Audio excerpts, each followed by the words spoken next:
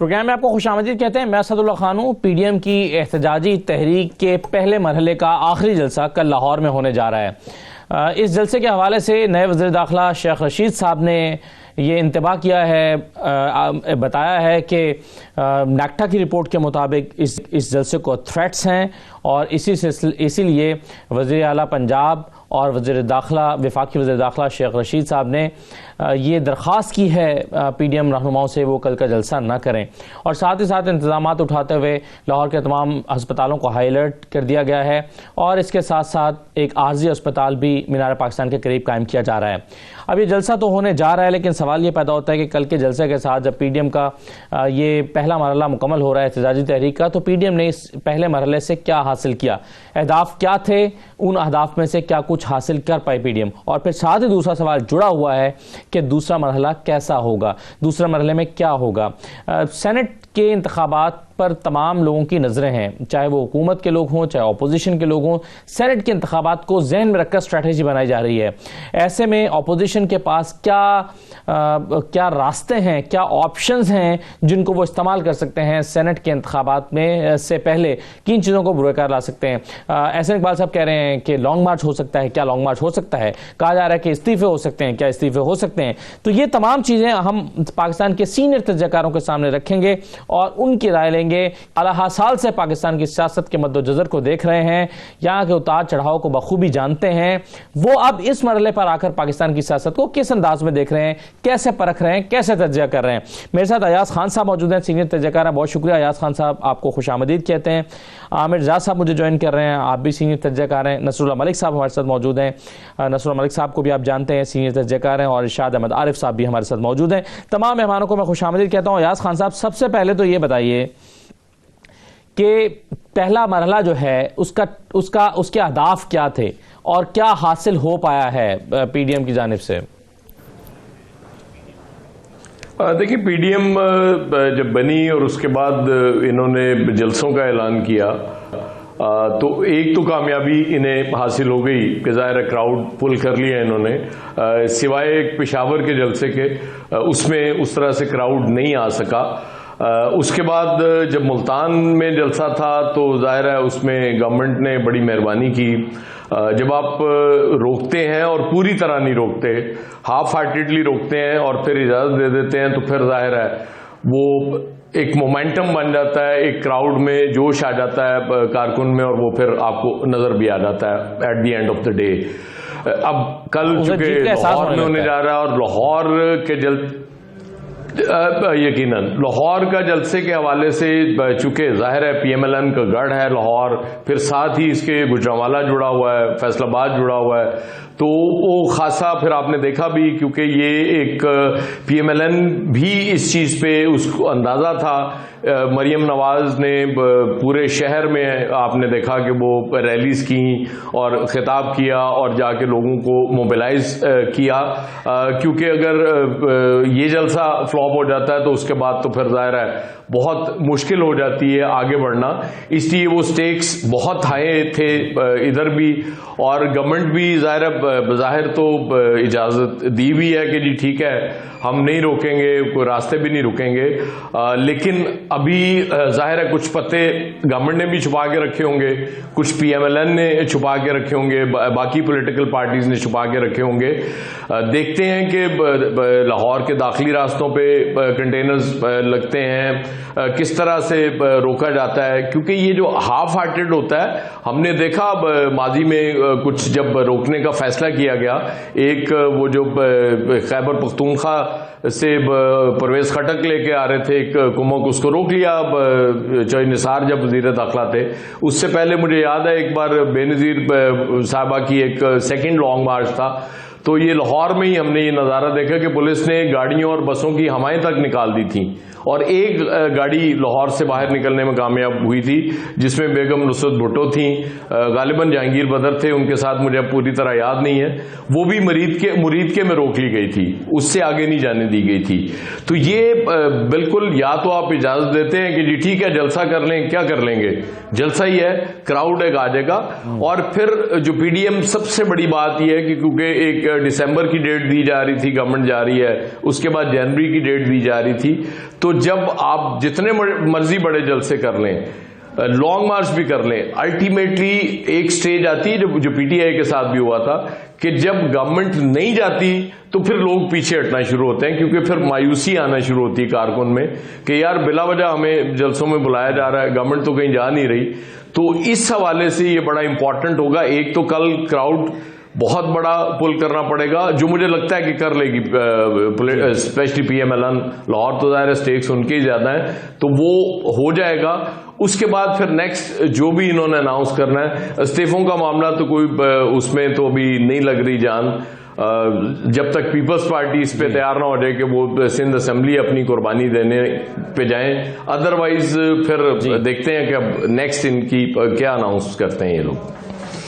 صحیح ہے، بالکل صحیح ہے. اب نصر اللہ ملک صاحب، مسئلہ یہ ہے کہ یہ تو چلے ہوا ہے کہ کراؤڈ جو ہے وہ آپ کا چارج ہو گیا، لوگ موبلائز ہو گئے، کارکن متحرک ہو گیا، لیکن ہدف تو شاید یہ نہیں تھا. ہدف تو یہ تھا کہ حکومت کو مجبور کر کے حکومت سے استعفیٰ لینا ہے، اس کو استعفیٰ لینے پر دینا پر یا اسمبلیاں توڑنے پر یا گھر جانے پر مجبور کر دینا ہے. وہ تو نہیں ہو سکا، نہ اس کا امکان مستقبل قریب میں نظر آ رہا ہے. تو کامیاب رہا پہلا مرحلہ اس طرح سے پی ڈی ایم کا یا نہیں؟ دیکھیں، اگر ہم یہ کہیں کہ پی ڈی ایم نے جلسے جلوسوں سے فوری حکومت کو رخصت کر دینا تھا تو شاید ایسا نہ ہونا تھا، اور نہ ہی میرے خیال میں پی ڈی ایم کی کوئی ایسی سوچ تھی. حکومت کے اوپر ایک پریشر ڈیولپ کرنا تھا انہوں نے، جس پہ وہ لگے ہوئے ہیں. اس کا اگلا مرحلہ شاید ہو سکتا ہے کہ وہ ایک پریشر، جب استعفوں کی وہ بات کرتے ہیں، اسمبلیوں سے نکلنے کی بات کرتے ہیں، تو پھر حکومت کے لیے شاید مشکلات پیدا زیادہ ہو سکتی ہیں. البتہ جو ان کا پہلا فیز تھا کہ وہ لوگوں کو موبلائز کرتے، کارکنوں کو موبلائز کرتے، عوام کے پاس جاتے، تو میں سمجھتا ہوں یار صاحب جو بات کر رہے تھے کہ پشاور کے جلسے کو اگر آپ نکالیں تو باقی جگہوں پہ امپریسو جلسے انہوں نے کر لیے ہیں. ملتان میں حکومت نے روکنے کی کوشش کی، اس کے باوجود جلسہ کرنے میں وہ کامیاب ہو گئے.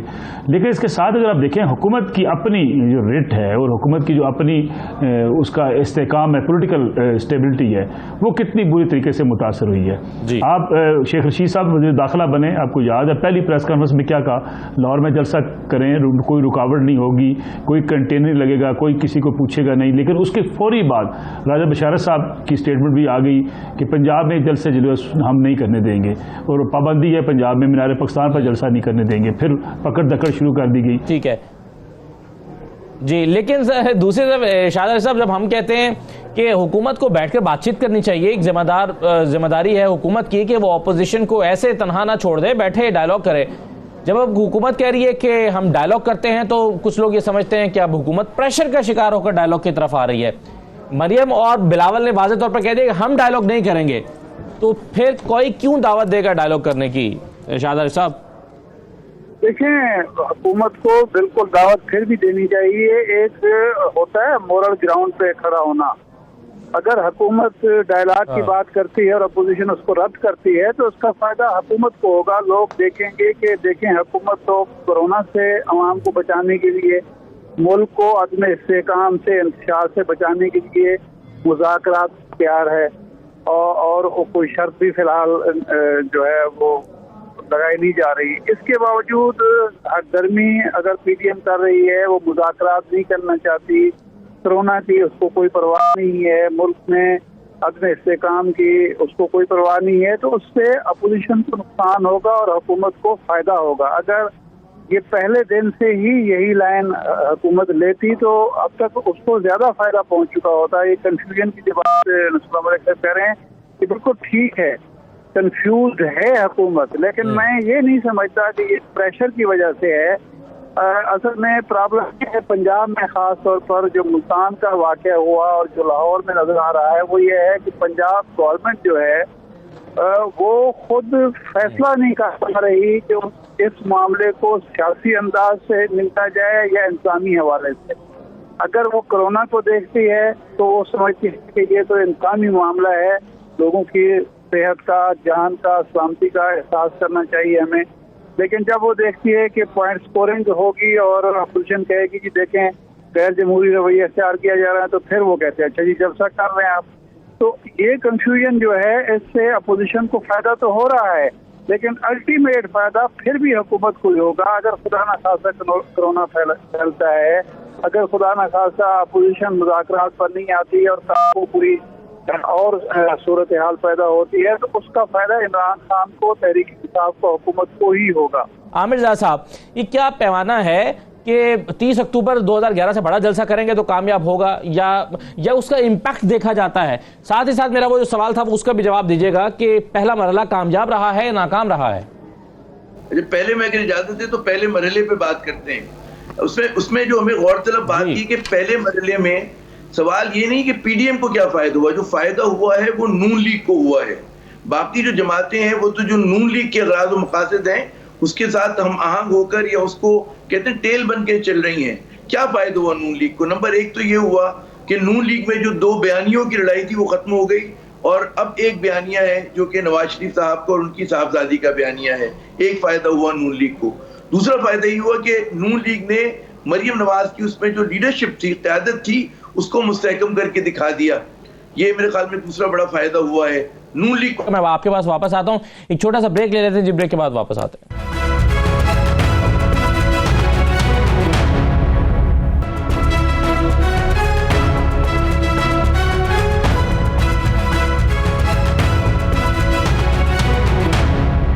دوبارہ آپ کو خوش آمدید کہتے ہیں۔ عامر رضا صاحب، آپ بتا رہے تھے کہ کیا کیا کچھ اچیو کیا ہے پی ڈی ایم نے اور مسلم لیگ نون کے رہنماؤں نے۔ اپنی بات مکمل کر لیجیے گا پھر آگے بڑھتے ہیں۔ میں یہ عرض کر رہا تھا کہ دیکھیں اس میں پی ڈی ایم کے اہداف کا میں نہیں پتا کہ اس میں کیا کس نے فائدہ حاصل کیا۔ اصل جو فائدہ ہوا ہے اور اس میں کوئی شک شبے کی گنجائش نہیں، وہ نون لیگ کو فائدہ ہوا ہے۔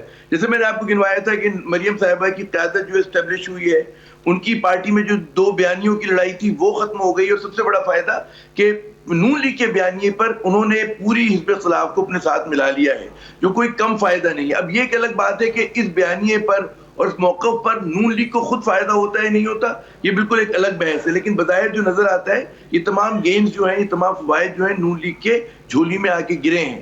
پھر یہ جو بات آپ نے دوسرا سوال کیا تھا کہ جناب پیمانہ کیا ہے کسی بھی جلسے کی کامیابی یا ناکامی کا، ایک تو صرف پاکستان میں ہی نہیں، برِ صغیر میں کہیں پر بھی جلسہ ہوتا ہے تو وہاں پر 10 20 30 40 50 ہزار جو لوگ جمع کر لینا اتنا کوئی بڑی بات نہیں ہوتی ہے۔ کراچی میں نشتر پارک کو بھر لینا، مزار قائد کے پاس گراؤنڈ کو بھر لینا بڑا آسان سا ایک بڑا شہر ہے۔ اسی طرح لاہور جو ہے پاکستان کا دوسرا بڑا شہر ہے، ہمارے لوگ جو ہیں تماش بین قسم کے لوگ ہیں، ہمیں عادت ہے کہ جہاں پر بھی کوئی چیز ہوتی ہے تو جمع ہو جاتے ہیں۔ تو یقیناً ایک جو کہتے ہیں نا ایوریج اوسط جلسہ جو ہونا ہے، 11 جماعتیں اس میں شامل ہیں، اور یہ بھی پتا ہے کہ وہ نون لیگ کا گڑھ ہے، اس میں یقیناً ایک بڑا جلسہ ہوگا۔ لیکن جو پیمانہ بھی عارف صاحب نے دیا کہ جی ہم اگر اس کا تقابل کریں کہ 1986 میں بے نظیر صاحبہ جب آئی تھی، یا جو عمران خان صاحب نے جلسہ کیا تھا، یا قادری صاحب نے جلسہ کیا، تو اس کے مقابلے کے ہوں گے، وہ یقیناً ایک پیمانہ ہوگا۔ اور اس میں ایک اور بات ہے کہ عموماً اب تک جو دیکھا گیا ان تمام جلسوں میں کہ ہر پولیٹیکل پارٹی کا کیپٹیو کراؤڈ ہوتا ہے۔ ایک ہوتا ہے جس میں عوام شامل ہوتے ہیں، اور ایک ہوتا ہے کہ سیاسی کارکن یا فالوورز شامل ہوتے ہیں۔ تو ایک بہت بڑا کیپٹیو کراؤڈ ہے ان 11 جماعتوں کا جو ہمیں نظر آتا ہے، اور وہ ایک جگہ سے دوسری جگہ موو ہو رہا ہے، یہ بھی ہوا ہے۔ لیکن اس میں عام آدمی کی پارٹیسپیشن، ان طبقوں کی پارٹیسپیشن کی جن کی بنیاد پر تحریکیں کامیاب ہوتی ہیں، وہ ہمیں نظر نہیں آیا۔ ایک بڑی دلچسپ بات ہے کہ جہاں جلسہ ہوتا ہے وہاں پہ کیونکہ ہماری ٹی وی کا فوکس بہت زیادہ ہوتا ہے تو سارا رونق میلہ آپ کو وہاں پہ نظر آتا ہے، لیکن اگر آپ انڈیفرنس کی بات کریں، میں کراچی میں ہوں، کراچی میں آپ لوگوں سے بات کریں کہ وہ کتنا کنیکٹڈ فیل کرتے ہیں اس تحریک کے ساتھ، ایک عام آدمی کتنا کنیکٹڈ فیل کرتا ہے کہ وہ سمجھتا ہے کہ یہ لوگ اگر آئیں گے تو جو ان کے مسائل حل ہو جائیں گے، یا ان 11 جماعتی لائنز کے پاس یا نون لیگ کے پاس کوئی متبادل ان کے پاس کوئی پروگرام ہے، تو میرے خیال میں وہاں پر آپ کو لگے گا کہ نہیں ہے۔ یقیناً حکومت سے شکایتیں ہیں، لیکن اس کے ساتھ ساتھ اس حزب اختلاف سے بھی پر بھی لوگوں کا اعتماد نہیں ہے اور بھروسہ نہیں ہے، جو کہ میرے خیال میں تمام سیاستدانوں کو بڑی ان کے لیے پریشانی کی بات ہونی چاہیے۔ جی بالکل صحیح ہے۔ اچھا، اب ایک اور چیز بھی تو ایاز خان صاحب دیکھنے کی ہے، ابھی ذکر بھی ہو رہا تھا تھریٹس کا، اور اس پر تو شیخ رشید صاحب نے اور وزیر اعلیٰ صاحب نے آ کر پریس کانفرنس کا فارم کیا ہے۔ میں آپ کو سنوا بھی دیتا ہوں شیخ رشید صاحب نے اور وزیر اعلیٰ صاحب نے کیا کہا ہے، پھر ذرا اس پہ بات کرتے ہیں۔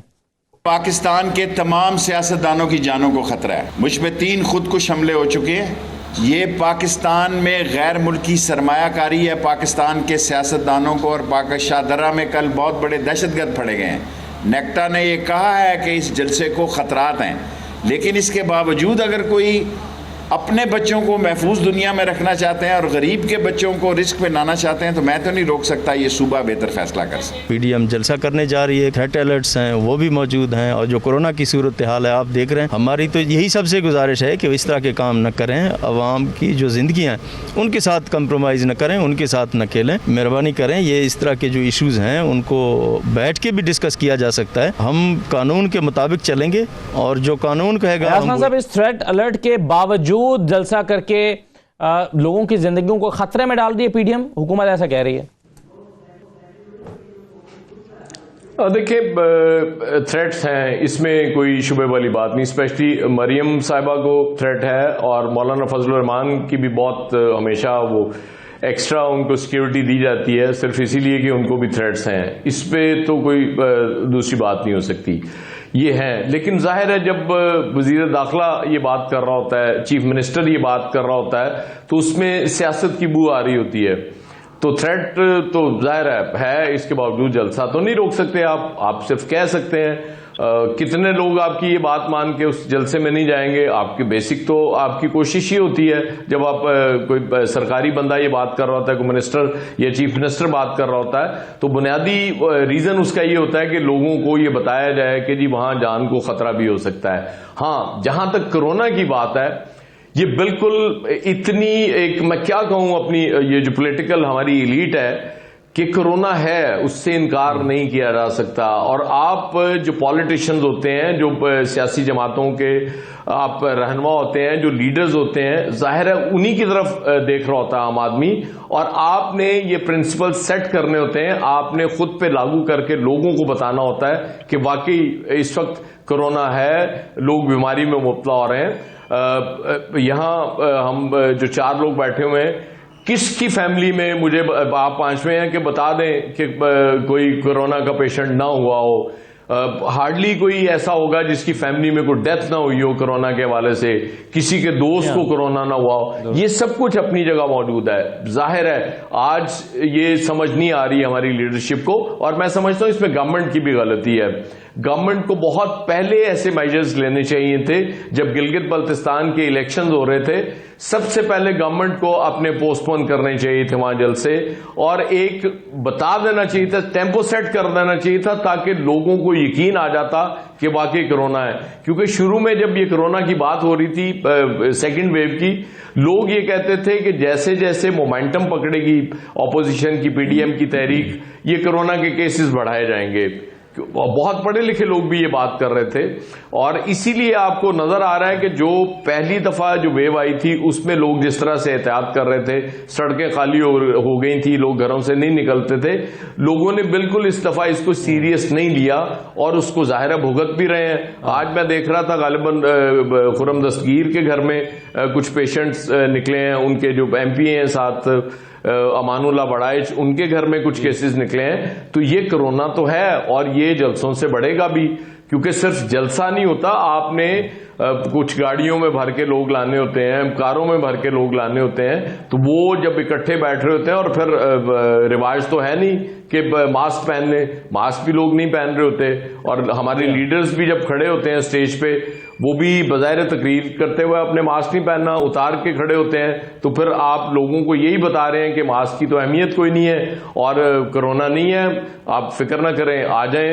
حالانکہ زرداری صاحب کے گھر میں فنکشن ہوتا ہے تو وہ کہہ کے بھیجتے ہیں کہ بھائی وہ اپنا ٹیسٹ کرا کے آئیے گا کرونا, کیونکہ یہ تو 2020 میں تو کہا جا رہا ہے نا کہ سب سے بڑا نیگیٹو ورڈ وہ پازیٹیو ہے, کیونکہ پازیٹیو جب آ جاتا ہے تو ظاہر سب کچھ ختم ہو جاتا ہے. تو میرا خیال ہے کہ یہ جب تاریخ کی کہیں لکھی جائے گی تو یہ آج کی لیڈرشپ کو, یہ تمام لیڈرشپ کو اس میں جواب دہ ہونا پڑے گا کہ ایک اتنی مہلک بیماری تھی, لیکن آپ کو ایک کو حکومت کرنے کی پڑی ہوئی تھی, وہ اس میں لگے ہوئے تھے, اور ایک اپوزیشن تھی جو لوگوں کو یوز کر رہی تھی کہ جی ہم نے حکومت کو کسی طریقے سے گرانا ہے اور گھر بھجوانا ہے. تو یہ یقیناً اس کٹہرے میں دونوں مجرم ہوں گے.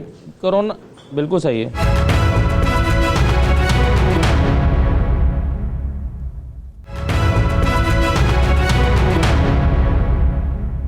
نصر اللہ ملک صاحب، یہ چلیں تھریٹ الرٹ پر پتہ نہیں ہمارے ہاں چلن ہے کہ بھروسہ کرنے کو تیار نہیں ہوتے اور سمجھا جاتا ہے کہ یہ حکومت نے جعلی طور پر جاری کیا ہے اس لیے کہ وہ جلسہ روک دے، اور یہ صرف اس حکومت کا یا اس اپوزیشن کا نہیں ہے، یہ ہمیشہ سے ہم نے یہی چلن دیکھا ہے پاکستان میں.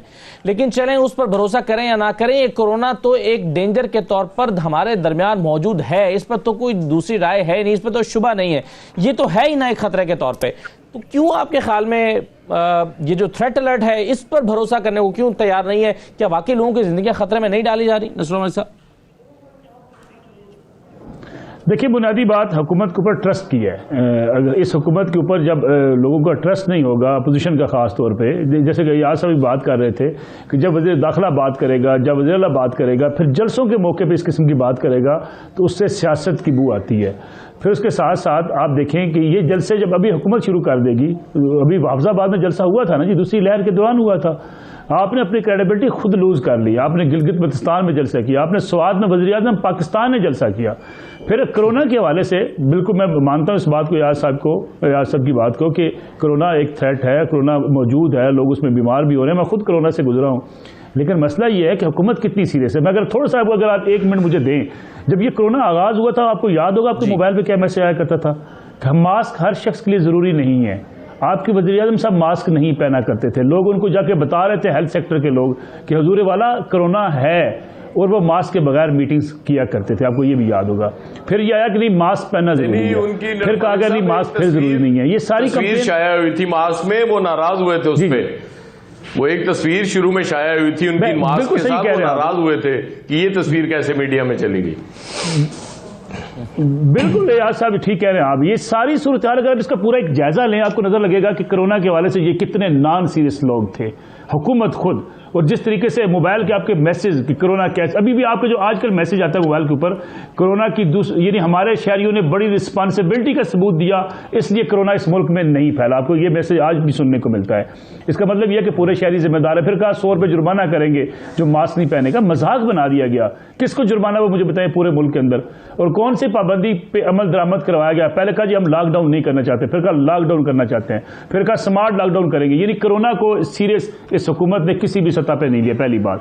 دوسری بات جو بات ہو رہی ہے جلسوں کی، کہ جلسوں کی گیدرنگ کا کمپیریزن کیا جائے گا.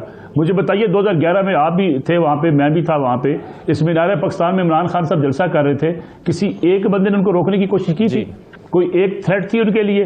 کوئی ایک کرونا کا وابلہ ہر وقت وزراء کے کرتے تھے ٹی وی پہ کہ آپ مت جائیں، کیمپین چلوائی جاتی تھی کہ کرونا ہے، پھر یہ کہا جاتا تھا کہ سیکورٹی تھریٹ ہے، پھر یہ کہا جاتا تھا کہ ہم کنٹینر کھڑے کریں گے، پھر یہ کہا جاتا تھا کہ ہم کارکنوں کے گھروں پہ چھاپے مارے جائیں گے. عمران خان صاحب کو کھلی چھوٹ کے تحت یہ جلسہ کرنے کی اجازت تھی. دوسری بات، پھر ہم جب کہتے ہیں کہ یہ اپوزیشن غلط کر رہی ہے، بالکل میں مانتا ہوں سڑکوں پہ آ کر حکومت نہیں گرائی جانی چاہیے، لیکن حضور والا یہ جو بیج آپ نے بویا تھا اس کو کاٹا جا رہا ہے. یہ اسلام آباد میں آپ کے چیف منسٹر یلغار کر رہے تھے، آپ اسلام آباد سے اٹھنے کو تیار نہیں تھے، حکومت گرا کر دم لوں گا. آپ بل پھاڑ رہے تھے بجلی کے، آپ ہنڈی کے ذریعے پیسے پاکستان لانے کی باتیں کر رہے تھے، آپ قوم کو بغاوت پہ اکسا رہے تھے. صحیح ہے. اچھا بالکل صحیح ہے شاہ صاحب. اب ایک اور چیز کی طرف میں آنا چاہ رہا ہوں، اور وہ یہ ہے دوسرا مرحلہ. اب یہ کل کا جلسہ ہو جائے گا اور اس کے بعد دوسرا مرحلہ شروع ہو جائے گا.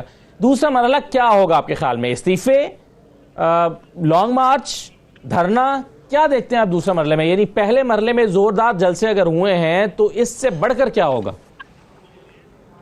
پہلی بات تو یہ ہے کہ یہ جو بات ہو رہی ہے نا تھریٹ کے حوالے سے، ہم ایک بھگت چکے ہیں ایک معاملہ، پھر اس پہ اگر سیاستدان اڑے ہوئے ہیں تو میں سمجھتا ہوں اس سے بڑا ظلم سیاست کے ساتھ، عوام کے ساتھ، ملک کے ساتھ نہیں ہو سکتا. محترمہ بینظیر بھٹو لیاقت باغ میں جلسہ کرنا چاہتی تھیں. ISI چیف جو ہے خود ان کے پاس پہنچا، ان کو جا کے بتایا کہ یہ تھریٹ ہے، آپ مہربانی کر کے وہاں نہ جائیں. وہ کراچی کا 18 اکتوبر کا دیکھ چکی تھی کہ وہاں کیا کچھ ہوا. اس وقت انہوں نے ضد کی تھی اور اس کمال شاہ صاحب ٹی وی پر آ کے کہہ رہے تھے کہ آپ فوری طور پر بند کریں. اس وقت وہ وہاں سے سیکرٹری داخلہ تھے غالباً، تو کوئی نہیں مانی گئی. وہ نقصان اٹھانے کے باوجود محترمہ ہر گئی کہ نہیں یہ تو ہمیں ڈرایا جا رہا ہے، اور نتیجہ ہم سب نے دیکھا. پھر اس کے بعد ہونا شروع ہو گئے کہ جی انتظامات نہیں ہوئے، مشرف کی زیادتی کی.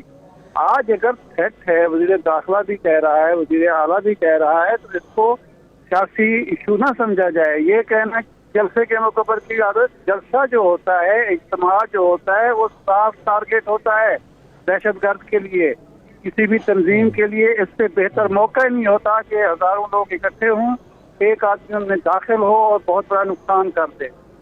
यही सूरत हाल कोरोना की है। इमरान खान का जब जलसा हुआ था या तारुल कादरी का, यहाँ इस मुल्क में कोरोना नहीं था, इसलिए थ्रेट को भी सीरियस लेना चाहिए। अब मैं आता हूँ आपके सवाल की तरफ। पहला मरहला मेरे ख्याल में नाकाम रहा है, कोई दबाव नहीं हुकूमत पर आया और कोई इम्पैक्ट नहीं बना, सिवाय इसके कि मोहतरमा मरियम नवाज साहबा की रूनुमाई बेहतर अंदाज में हो गई है। उन्होंने अपनी पार्टी पर गिरफ्त मजबूत कर ली है। मियां शहबाज शरीफ साहब और मुकामत पसंद जो थे वो पीछे हट गए हैं, लेकिन अल्टीमेटली इसका नुकसान मियां नवाज शरीफ साहब के खानदान को और मुस्लिम लीग नून को होगा। उनके रास्ते मसदूद हो गए हैं, उनके अरकान असम्बली के अंदर एक बेचैनी पाई जाती है और पीपल्स पार्टी को मौका मिल रहा है और पीपल्स पार्टी बहुत अच्छे तरीके से खेल रही है कि मियां नवाज शरीफ साहब के और मुस्लिम लीग नून के जो है इक़्तिदार में वापसी का रास्ता कोई बाकी ना रहने दिया जाए। एक तो ये पहले मरहले का। दूसरे में अब होगा क्या होगा, मैक्सिमम ये जो कर सकते हैं जिससे सियासी बहरान पैदा हो सकता है वो ये है कि सारी जमातें इस्तीफा दे दें। लेकिन ये सिर्फ नहीं कि कौमी असम्बली से, और उसमें सेंट असम्बली भी शामिल है और उसमें सेनेट भी शामिल है। अगर ऐसा हुआ तो ये बहरान पैदा होगा, ये हकीकी बहरान होगा और उसके नतीजे में इमरान खान साहब को मजबूर होना पड़ेगा, या तो नए इलेक्शन पर वो मजबूर हो जाएं, या क्या मगर इस्तीफे आएंगे आपके ख्याल में? नहीं, मैं नहीं समझता। मैं आज के दिन तक मेरी जो इन्फॉर्मेशन है, पीपल्स पार्टी किसी सूरत में सिंध हुकूमत नहीं गंवाना चाहती। पीपल्स पार्टी किसी सूरत इस सिस्टम को डिरेल नहीं करना चाहती। पीपल्स पार्टी किसी सूरत, क्योंकि पीपल्स पार्टी ये जानती है कि अगर दोबारा भी इलेक्शन होते हैं तो यही उन्हें मिलेगा जो अभी मिला है आमिर ज़ा साहब, क्योंकि पीपल्स पार्टी के साथ ही पीपल्स पार्टी का ख्याल ये है कि अगर नए इलेक्शन इस अगले साल में होते हैं तो पीपल्स पार्टी सिंध हुकूमत भी नहीं बना सकेगी, इसलिए पीपल्स पार्टी ये रिस्क नहीं लेना चाहती। जी आमिर ज़ा साहब, दूसरा मरला क्या होगा? इस्तीफे आएंगे, लॉन्ग मार्च होगा, धरना होगा, क्या होगा? नहीं, देखिए जलसे भी होंगे, लॉन्ग मार्च भी छोटा मोटा हो सकता है, लेकिन ये बात है कि जी फैसला हो कि जी इस्तीफे आने में कुछ लोग यकीनन बहुत संजीदा है। मौलाना फजल रहमान चाहेंगे इस्तीफे आ जाए, मरियम साहिबा चाहेंगी इस्तीफे आ जाए, मरियम साहिबा के इर्द गिर्द जो अनइलेक्टेड उनके एडवाइजर हैं वो चाहेंगे कि जी इस्तीफे आ जाए, जिनका अपना कोई जो है इलेक्टोरल वेट नहीं है। लेकिन नून लीग में, खैर पीपल्स पार्टी की बात में करूंगा, नून लीग में खुद आपको नजर आएगा कि जब वो कहते हैं कि जब बिल्ली के गले में घंटी बांधने की बात होगी, जब ये बात होगी कि वाकई इस्तीफे पेश करने, तो कितने सर सामने आते हैं, ये एक बहुत बड़ा सवाल होगा। और उसमें अगर मतलब है जरा सा भी डिसेंट होता है, मैं समझता हूँ 20-30%, बल्कि इससे ज्यादा ही होगा, लेकिन इतना भी अगर होता है तो वो बहुत बड़ा नून लीग के लिए धचका होगा। जहां तक पाकिस्तान पीपल्स पार्टी का ताल्लुक है, उसकी पोस्चरिंग बहुत ज्यादा आपको लगेगी कि जारहाना है, लेकिन जैसे कि आरिफ साहब बिल्कुल दुरुस्त फरमा रहे हैं कि वो पीपल्स पार्टी ने जुल्फकार अली भुट्टो साहब के जमाने में जो नशिस्तें लिया करते थे, अब खुद बेनजीर साहिबा के जमाने में अभी तारीखी तौर पर सबसे ज्यादा नशिस्तें उनकी सिंध असेंबली के अंदर, वो क्यों उनके पास सेनेट में भेजने के लिए अच्छा एक वो है कि उनके जो भी सिंध में उनकी मेजोरिटी है उसके बल पे वो अपने काफी सेनेटर्स इलेक्ट करा सकते हैं। तो वो उनका एक लॉजिक नहीं बनती, मंतक नहीं बनती कि वो आकर जो है ऐसे वक्त पे इस्तीफा दें। दूसरी बात कि अगर फर्ज करें कि हम कहें कि जी पीपल्स पार्टी अगला इलेक्शन भी जीत जाएगी सिंध से, बिलफर्ज, तब भी वो इस अक्सरियत के साथ जीतेगी इसकी कोई गारंटी नहीं है। और इस बात का हमेशा चांस रहेगा कि उनकी जो अक्सरियत है वो जरा सी कम हो जाए या बहुत ज्यादा कम हो जाए। तो पीपल्स पार्टी ऐसा क्यों करेगी, ये एक मंतकी बात नहीं, और वो इसलिए करेगी कि उनके कंधों पे सवार होकर, क्योंकि पीपल्स पार्टी का फिर वक्त पंजाब में बहुत ही कहते हैं कमजोर सा उनका वोट बैंक है, तो इसलिए करेंगे कि जी उनके कंधों पे सवार होके कोई और शहजादा बने, कोई और दूल्हा बने। तो मेरे ख्याल में पीपल्स पार्टी इतनी भोली नहीं है, कम से कम जरदारी साहब इतने भोले नहीं है, तो ऐसा नहीं करेंगे, सवाल ही पैदा नहीं होता। एक अगर आप मुझे इजाजत दें, एक और बात जो आपने खदशात और थ्रेट की बात की थी, उस पर आरिफ साहब ने बड़ी अच्छी तरह रोशनी डाली, اور یہ بالکل درست ہے. مجھے یاد ہے کہ جب بینظیر صاحبہ کے قتل کا واقعہ ہوا اس کے اگلے دن مشرف صاحب سے میں نے انٹرویو کسی میں بین الاقوامی رسالے کے لیے کر رہا تھا. انہوں نے خود بتایا کہ جی ہمارے کس افسر نے جا کے بینظیر صاحبہ کو کس طرح سے بریفنگ دی اور انہیں بتایا کہ ان کو کتنا بڑا ان کی جان کو خطرہ ہے, لیکن سنی نہیں گئی ان کی بات. پھر بعد میں جب ہم دیکھتے ہیں کہ پروپیگنڈا مشین, آپ جو لوگ آپ کو وارن کر رہے ہیں, جو آپ کو بتا رہے ہیں کہ جی اس چیز کا خدشہ ہے, ان کو اگر آپ بلیم کرنے لگے تو بڑی زیادتی کی بات ہوگی, جو کہ ہوئی. ہم نے دیکھا 2001 سے لے کر آپ دیکھیں کہ اس ملک میں دہشت گردی ہے. ہم لوگوں نے اس جنگ میں بڑی کامیابی بھی حاصل کی, لیکن ظاہر ہے کہ اس کو بالکل کہتے ہیں جڑ سے اکھاڑ کر نہیں پھینکا. اور اب جو ایک نیا ایلیمنٹ کیا بلکہ عرصے سے یہ ایلیمنٹ کہ بھارت کا ایلیمنٹ آ گیا ہے جو چاہتا ہے کہ پاکستان کو جو ہے مزید عدم استحکام کا شکار کیا جائے. بالکل صحیح سر. ایک چھوٹا سا بریک میں لے لوں, بریک لے کے واپس آتے ہیں تو دیکھتے ہیں کہ سینٹ کے انتخابات سے پہلے کیا کوئی تبدیلی ہو سکتی ہے ملک کے سیاسی ڈھانچے میں, کیونکہ اپوزیشن کا سارا زور بھی اس بات پر ہوگا کہ حکومت چلی جائے اور حکومت چاہے گی کہ سینٹ میں ان کو زیادہ سے زیادہ اکثریت ملے. کیا ہو سکتا ہے؟ ایک چھوٹا سا بریک لیتے ہیں, بریک سے واپس آ کے بات کرتے ہیں.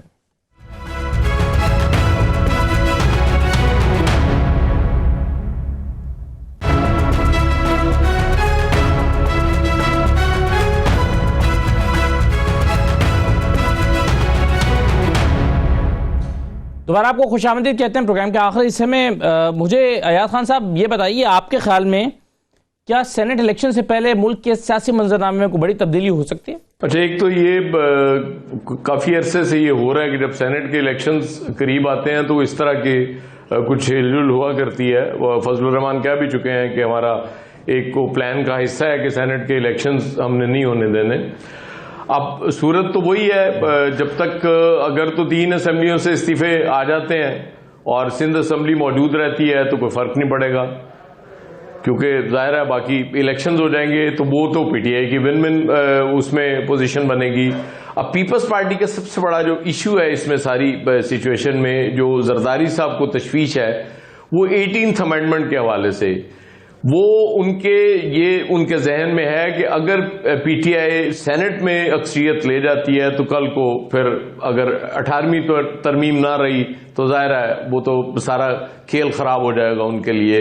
یہ ایک تشویش ضرور ہے, لیکن اس کے ساتھ ظاہر ہے سندھ اسمبلی اگر جاتی ہے اور اس کے بعد الیکشنز ہوتے ہیں تو کیا گارنٹی ہے, کیونکہ یہاں تو مومنٹم بدلتے ہوئے ٹائم نہیں لگتا.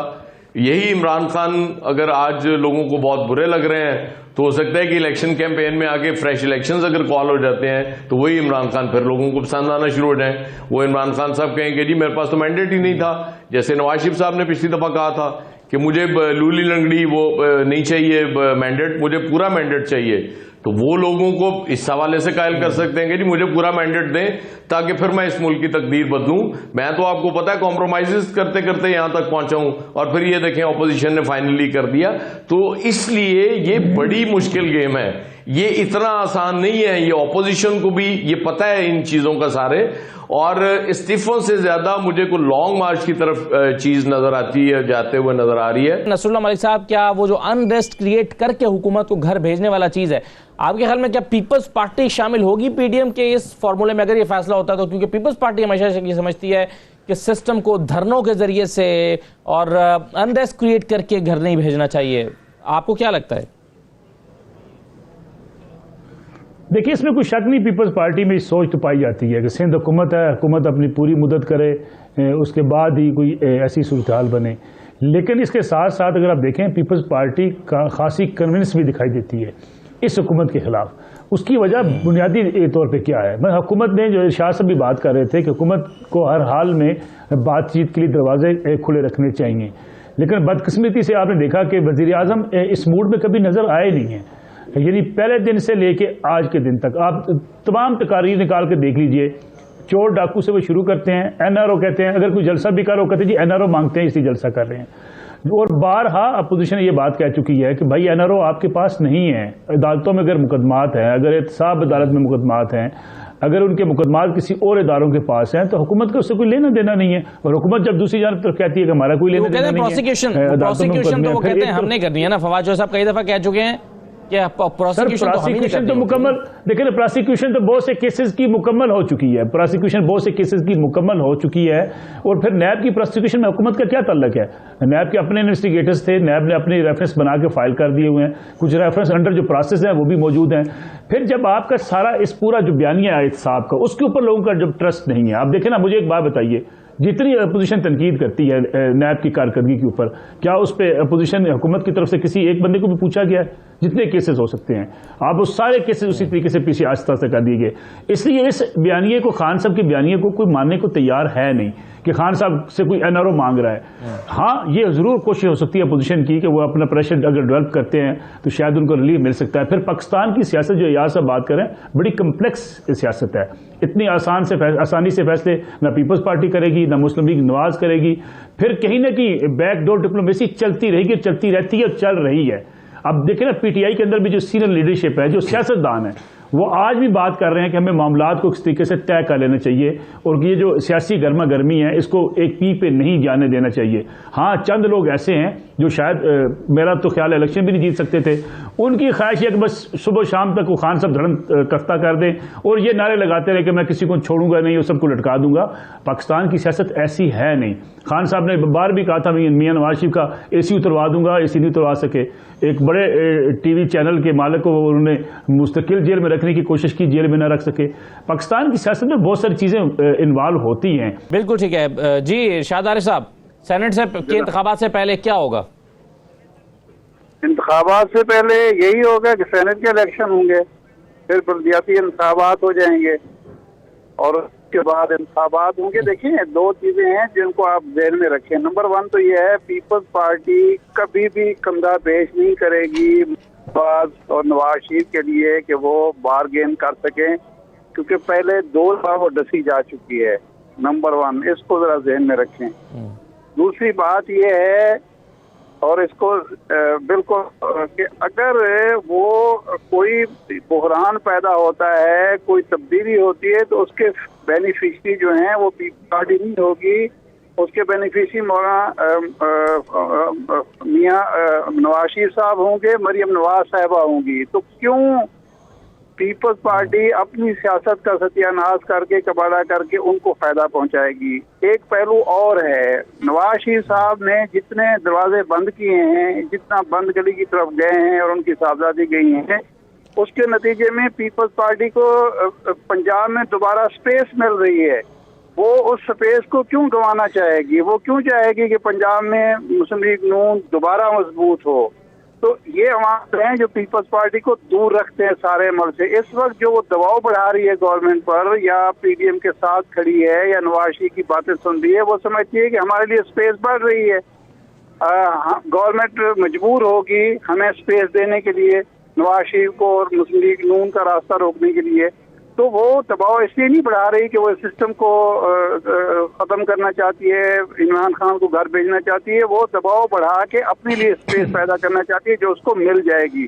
ایک تو پہلو یہ ہے. دوسرا یہ ہے کہ اگر خدا نہ خواستہ بڑا بحران پیدا ہوتا ہے، خدا نہ خواستہ عمران خان گھر جاتے ہیں، تو لکھ لیجئے بالکل کہ 15-20 سال کے لیے آپ جمہوریت کو اس طرح کی یہ بری بھری جمہوریت جو ہے جس کو سلیکٹر اور سلیکٹڈ کہا جاتا ہے، ایسی بھی نصیب نہیں ہوگی. پھر ہماری پوزیشن وہ ہوگی جو 5 جولائی کو تھی. صحیح ہے. چلیں عامر ضیاء صاحب، آپ کیا دیکھتے ہیں آنے والے دنوں میں سینٹ الیکشن سے پہلے تک؟